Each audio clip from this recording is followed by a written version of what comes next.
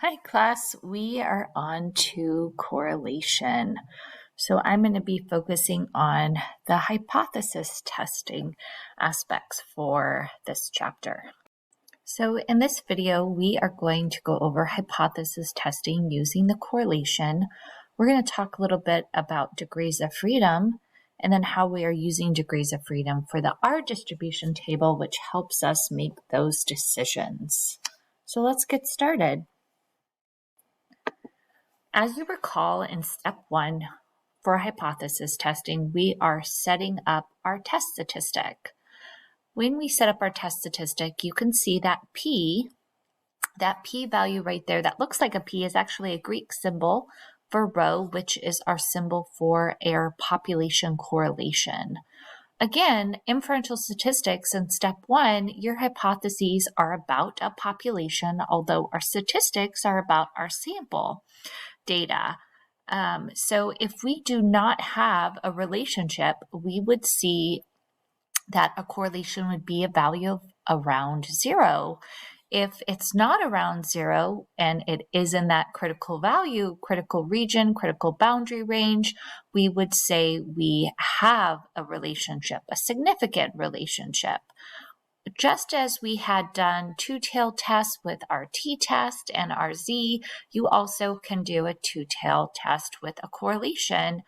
The positive side would refer to the positive correlation, so increase, increase, decrease, decrease. The negative side would refer to a negative correlation. As one variable goes up, the other one goes down, and vice versa.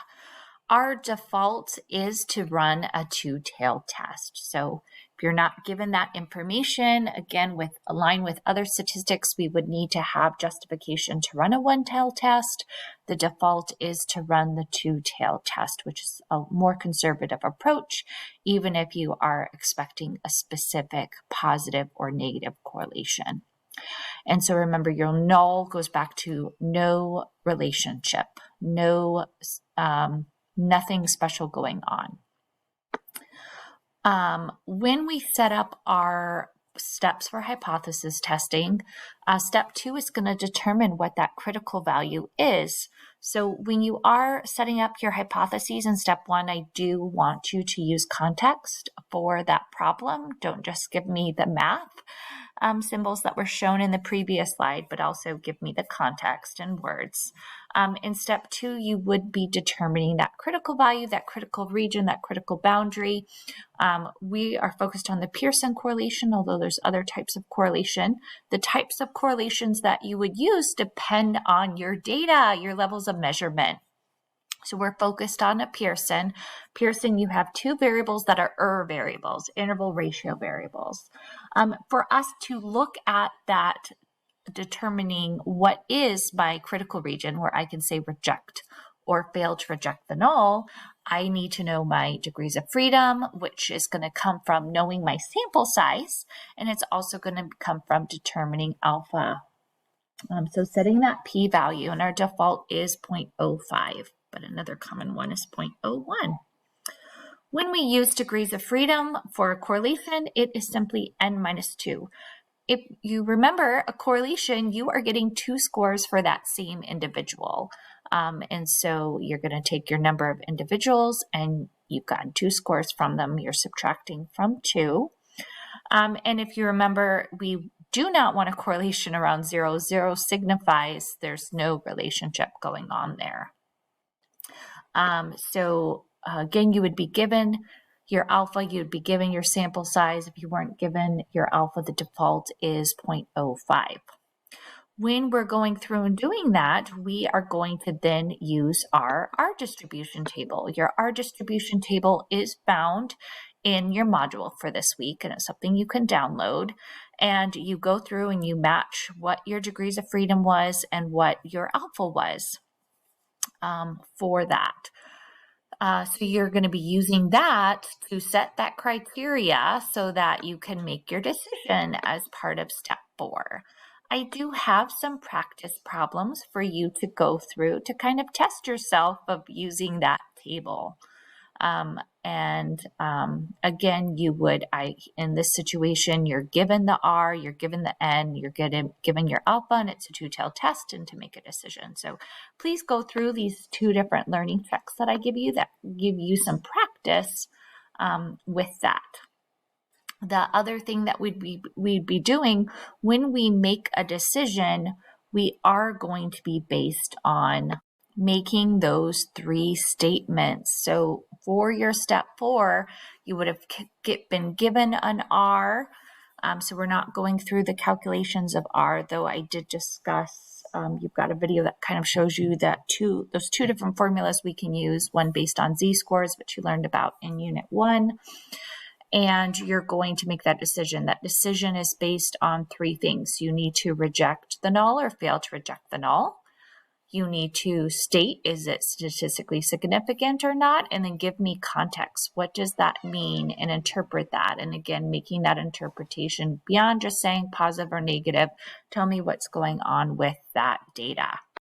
So after we have made our decision and done those 3 statements, we are then going to do effect size. Effect size with new statistics is something that's always done regardless of the decision that was made.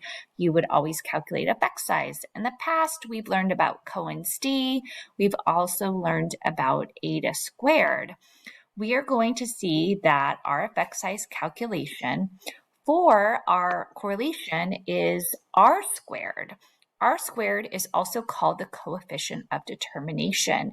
If you remember, eta squared was the percentage of variance that could be accounted for by your dependent variable or accounted for by your independent variable that's explaining your dependent variable. We are calling this coefficient determination in the context of just being a correlation shared variance. So the coefficient of determination is r squared.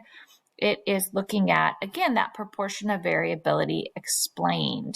When it's a correlation, we can talk about it in terms of shared variance or the proportion of variability that's explained. But we're not going to say which one's explaining which because for now, these 2 variables are just related.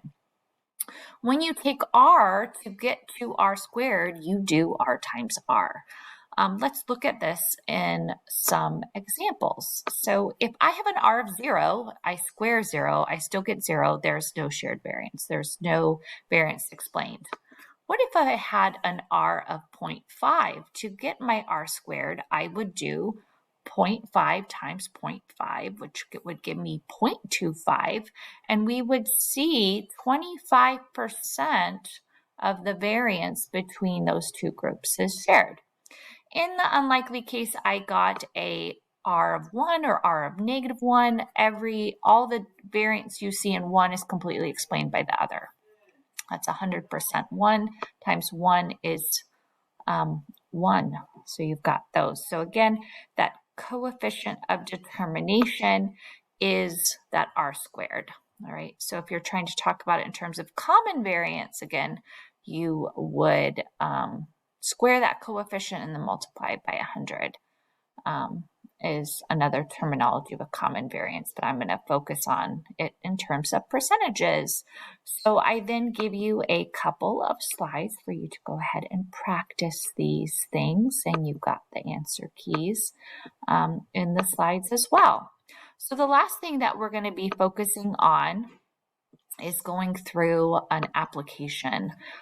So this connects to a research project that Sci 230 students did, looking at well-being according to a World Health Organization measure. That was 5 items. Perceived anxiety, perceived stress, which was 4 items.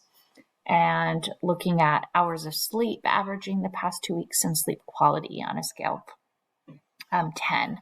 And so we gathered this information from 40 participants, and this is in that research project folder. And I'm just going to run through some of these aspects of the hypothesis testing, which is also going to help you for that research write-up. We do also have a video in the research project folder that goes over more about the data and the project. So in terms of a correlation, this would be, instead of looking at what are the differences, so we did take some demographic variables from students, if they were full-time, part-time, if they were working. So we've got some different kind of categorical variables. We also have just collected a bunch of information about students that are all measures. So we can look at relationships between these things.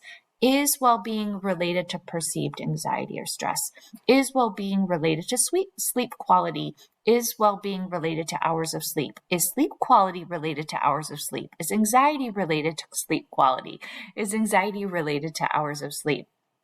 All of these would be individual hypotheses, and each one would be its own correlation that is run. All right, so I'm going to want you to think about one of these relationships to focus on in setting up 4 steps.